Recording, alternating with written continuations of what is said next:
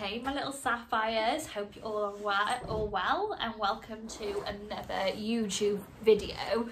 Now today's video is a little bit more controversial than others, should we say. Obviously I totally respect that everyone has a different opinion on this topic. That's fine, like, you know, if you've got a different opinion, as long as you're respectful with your opinion, I'm not going to argue with you over it because we all have different views and opinions. That's what makes us as human beings unique and different. But this is just my opinion, and this is the reasons why I choose to do Onlyfans and custom wrestling. So firstly, we will start off with custom wrestling. So what is custom wrestling? Custom wrestling is basically when a person submits their own wrestling script. So for example, in that wrestling script, they will choose who the two people wrestling are. Sort of like they'll choose what type of match it is, what moves they want, if they want a certain storyline, if they want a certain person to be a heel or a face, if they want certain wrestling gear. So that's basically what custom wrestling is. Everyone submits scripts for different reasons. Some people are just like, you know, proper hardcore wrestling fans and they want to see their dream match. Like they want to see their two favourite wrestlers do a dream match for them. Like, you know, for them, that's like their WrestleMania moment, I guess you could say. It's sort of like, you know, like we all have that dream wrestling match we'd love to see. We'd be like, oh my god, like The Rock versus Austin, and I want The Rock to rock bottom him, and then I want Austin to kick out, and I want him to do that. It's like a dream match. So basically, it gives you the option to basically create your own dream match.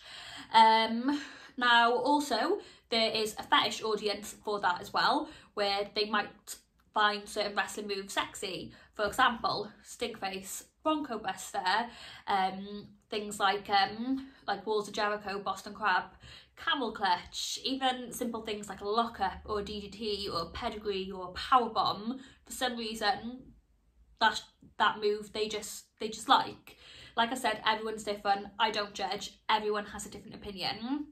So people have done custom wrestling for years and years and years. It's big in America, and I've done like my research on it. People like Seth Rollins, Becky Lynch have like done it, Ruby Riott, Zelina Vega, so all big names in WWE, but then lots of indie names like Jordan Grace, Awesome Kong, Kira Hogan, Ali Impact, and then lots of NXT UK people have done it too. So lots of people have done custom wrestling.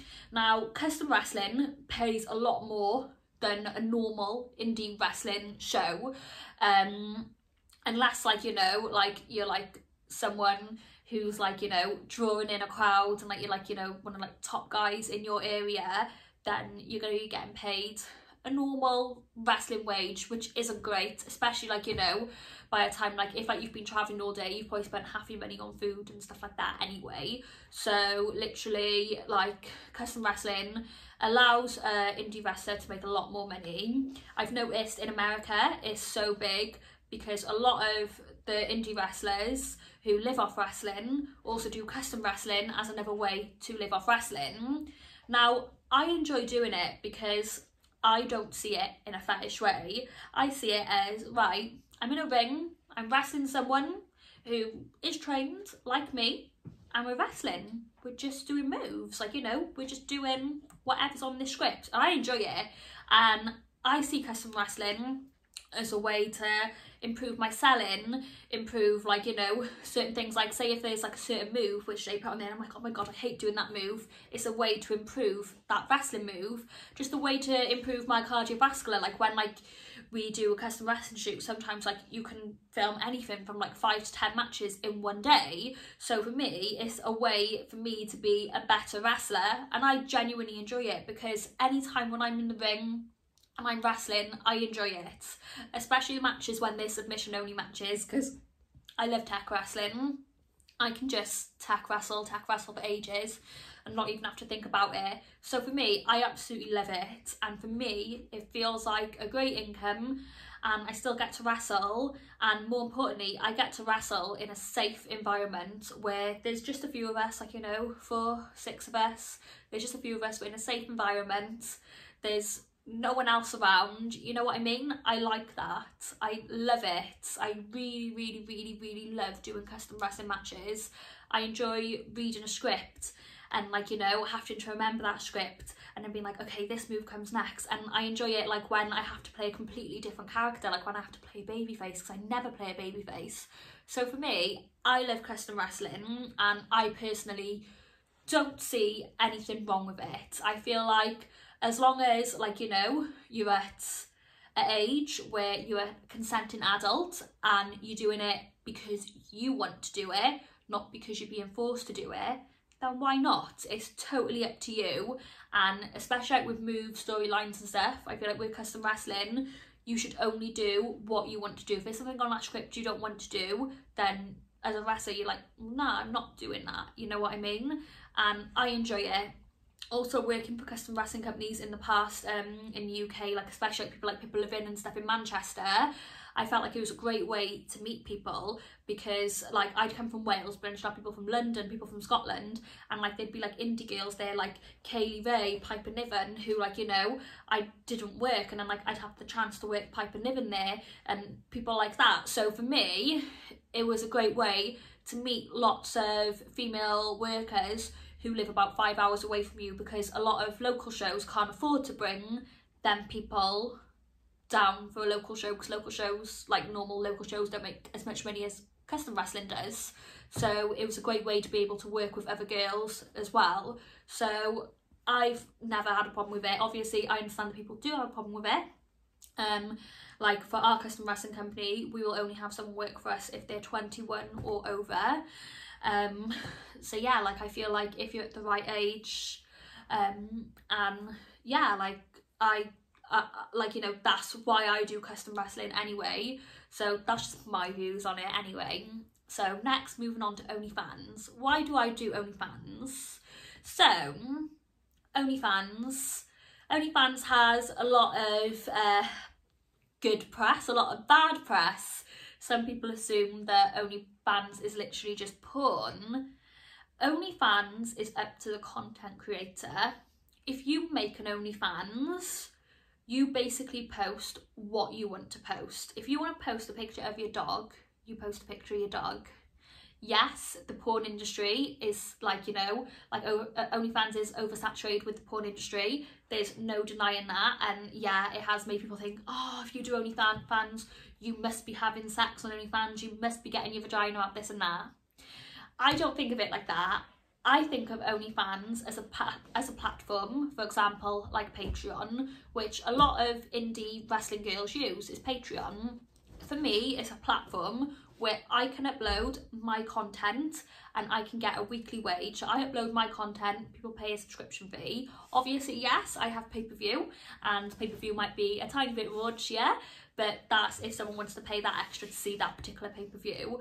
But for me, OnlyFans is a platform where people can pay a monthly subscription and I can upload that content. If, for example, there was another platform that I felt was better than OnlyFans, I'd move over to that platform. So I use OnlyFans as a platform and I like how it all works. I like how you can upload things. I like how the payments work, like the payout requests and stuff like that. Like, it just all works for me. So I enjoy OnlyFans. It was something which I wanted to do for years and years. And I was like, oh no, people are going to judge, this and that. And then in the end, I just thought, you know what? Why not? Like, at the end of the day, if I want to post pictures of myself feeling sexy and confident in some underwear or something like that, or I want to post videos in my underwear, why not post it on something where people need to pay for instead of posting it for free on Instagram and stuff like that? Obviously, it was a great way for me to make money, especially during the pandemic when I wasn't able to wrestle or I wasn't working anymore.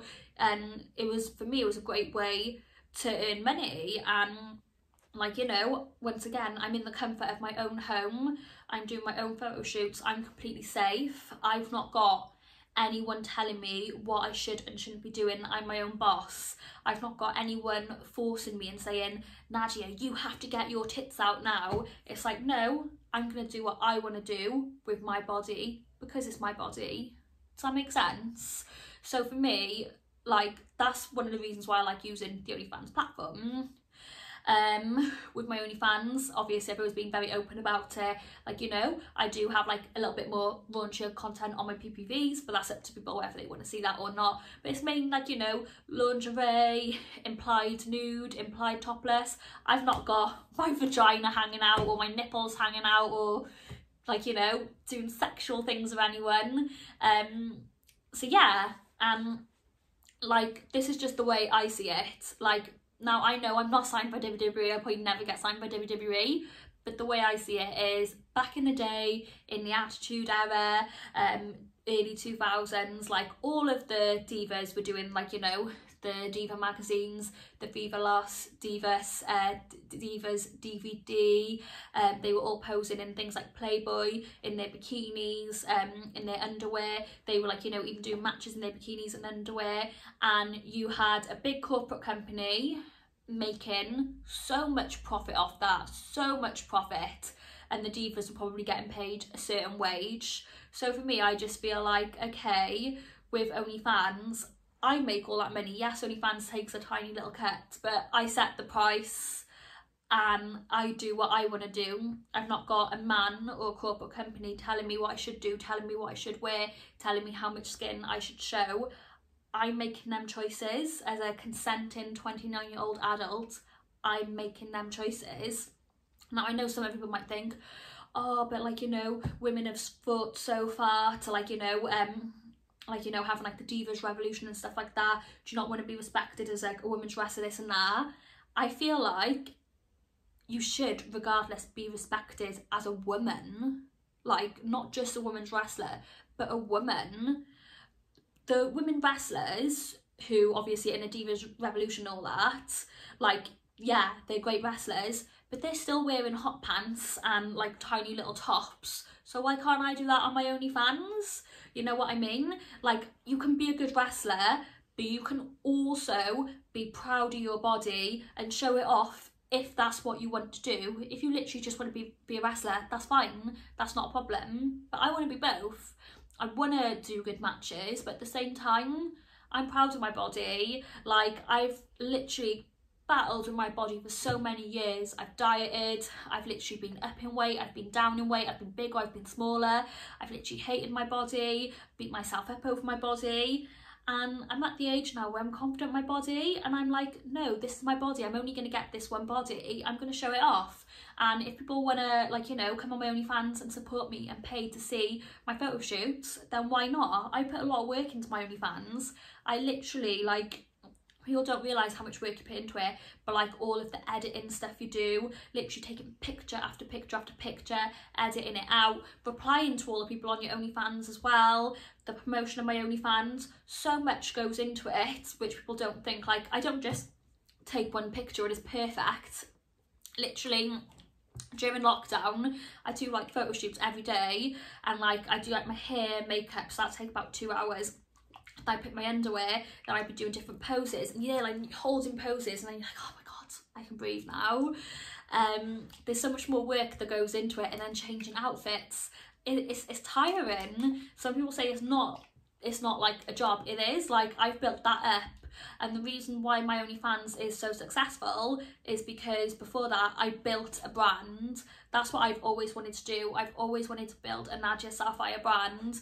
Yeah, some people might look at me as, oh, the girl does a stink face, or the girl's got a big bum and stuff like that, but that's fine. Then other people look at me as, oh yeah, the girl that does German suplex, oh, the girl that's got that crazy heel character, you know. People will always look at me like, you know, different to how other people look at me, but I've built my brand, and, you know, if people want to come and support me on OnlyFans and see my professional shots, I guess you could say, then I'm going to do that. I have hired a photographer for some shoots. It's a photographer who I know very well, who's come to my home, once again, safe environment, and done my photo shoots, and it's been great. I've actually done a photo shoot on this chair.